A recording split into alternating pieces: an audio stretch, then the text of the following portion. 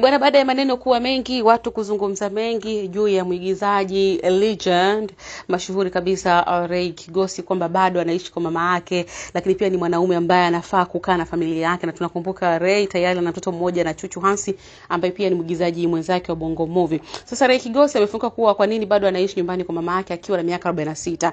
Huyu ni mwigizaji mkongwe wa filamu na tamthilia nchini Tanzania, Ray Kigosi, na amezungumza mengi bwana na kuendelea kuishi nyumbani kwa mama yake mzazi licha ya kuwa na umri wa miaka 46, akieleza kuwa yeye ni mtoto wa mwisho katika familia yao, hivyo ameona ni muhimu kubaki karibu na mama yake mzazi.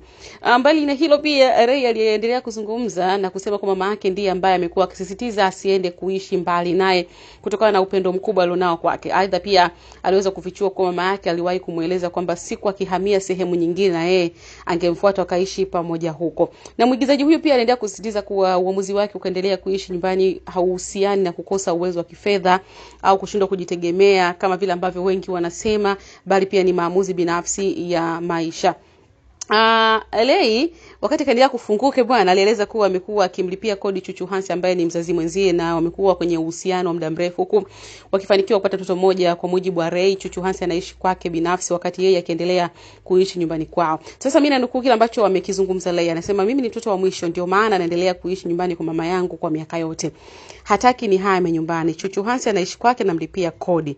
Na mbali na hilo pia aliwahi kugaramia ukarabati mkubwa wa nyumba ya mama yake miaka iliyopita ili kuboresha na kuifanya kuwa ya kisasa zaidi. Sasa huyu ndio Vincent Kigosi amefunguka na kuwafunga midomo mwenyewe ambao mmekuwa mkimsema kwamba huenda hana pesa ya kuweza kuishi maisha yake mwenyewe, na wengine waliwahi kusema kwamba Ray anaishi kwa kumtegemea Chuchu Hansi, lakini kumbe ukweli ni kwamba Ray pia japo anaishi kwa mama yake lakini anamlipia Chuchu Hansi kodi kama mzazi mwenzake ili pia familia iweze kusonga design hii hapo. Mimi hapa ni Sam Baby, drop comment yako sana kile ambacho Ray akisema ni sahihi, miaka 46 kuendelea kuishi kwa mama yake hata kama ni last born, ama sio sahihi. Na kukumbusha pia kusubscribe YouTube channel yetu 69 Media Pro, bila kusahau na like, na share na comment na commentisha kinyamwezi zaidi.